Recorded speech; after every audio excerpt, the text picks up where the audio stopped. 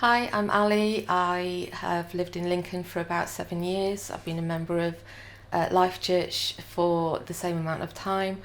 I'm a paediatric nurse, so I love working with children, but I'm also really passionate about prayer and prophecy, about community.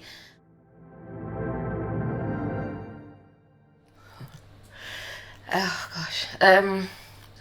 I suppose partly I'm interested in mission because that's what I grew up with. So my parents were missionaries, and they were also always really, really active in the church. So I never had that kind of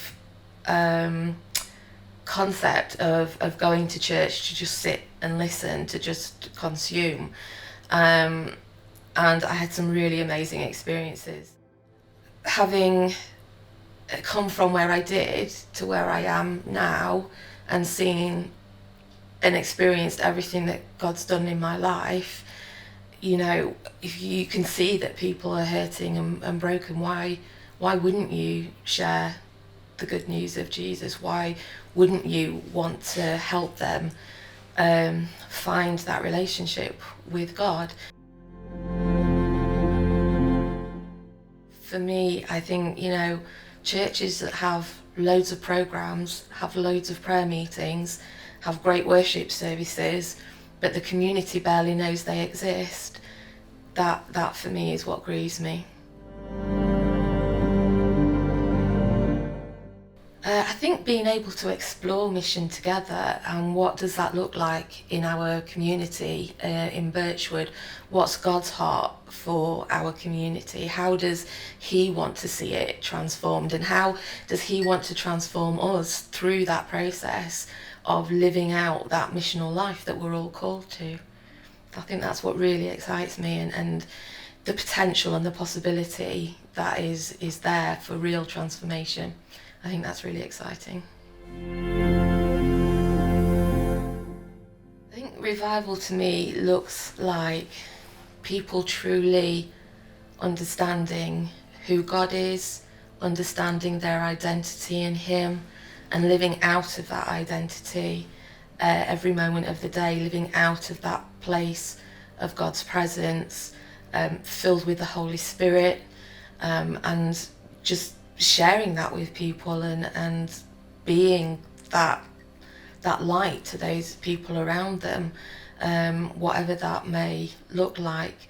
I think it looks like people being bold, being willing to lay aside pride and being willing to lay aside, well, as David did, lay aside our dignity and our position and lay aside what other people think of us and just be willing, just be so focused on the presence of God and on his spirit, and so hungry for that presence that we really don't care what anybody else says or thinks or what we look like or what other people say about us at all. I think that's revival, is living entirely out of who we are by the power of the Holy Spirit every day.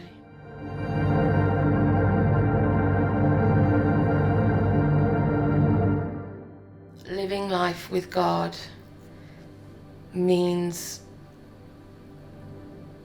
being willing to lay down our own agendas and ask him what is his will for our lives, what does he want for us, what does he want in this particular situation.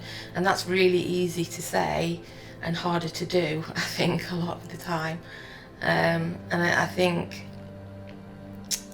it means just consciously trying to be aware of his presence with us in every situation. So my first transformative encounter with Jesus, I was one day reading a book that my dad had sent me, and it was a book written by a colleague of his, and it was about 8 or 9 stories of missionaries, modern day missionaries, or modern day back then in the 90s. And it was stories of missionaries who were serving God in so many different countries in the world. but all of them had been martyred and or tortured, had seen their children raped and murdered. And I don't know what it was about those stories, but something just really connected very deep inside of me. And it was almost kind of like, here was I, struggling to find a reason to live, and these people had every reason to want to live, but they were willing to give up their lives because they knew that there was something bigger and greater than them. And at that moment, I was sobbing, and I just fell to my knees, and I had my hands out, and I didn't know what to say, and I couldn't really say anything, so I just kept saying Jesus and kept saying his name, kept saying I'm sorry. And I physically felt a weight lifting off me. It felt like there'd been something crushing me down, which obviously they had, and lifting off me. And that was the beginning, really, of my it was the beginning of a journey that changed my life completely. I look where I was then to where I am now, and it's all God. He's transformed my life, he's transformed me. And there's still work to be done, but that was kind of the beginning of my journey. If I'm completely honest, and I know that this will sound really, really ambitious, but why not dream big? I would love to see society transform to the point where we don't have any need for child protection conferences or domestic violence call outs to the police. Why not? We know that God can do that.